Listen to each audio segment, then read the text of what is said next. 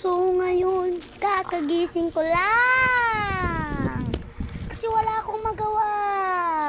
Natulog talaga ako ng sobran.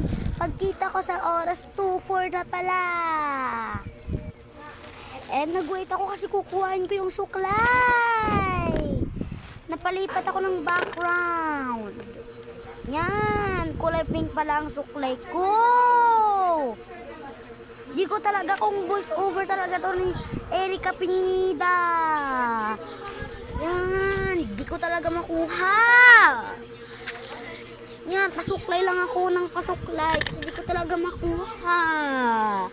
Napapaisip pa ako, kaya ko kaya ang voice over ni Erica Pineda.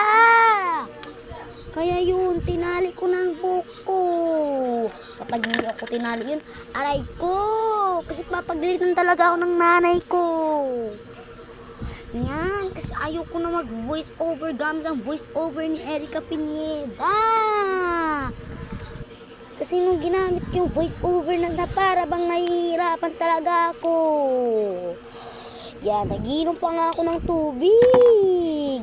Kasi di ko talagang kayang voice over ni Erica Pineda. Yan, kinuha ko nga ang bracelet. Hiniram ko lang naman, hindi naman ang sakin.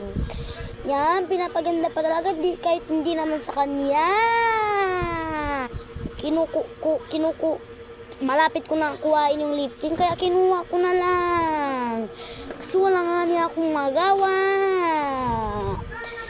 And palipin pa ako dyan. Na feeling sa kanya, kinuha mo naman. Yan, sinauli ko ulit.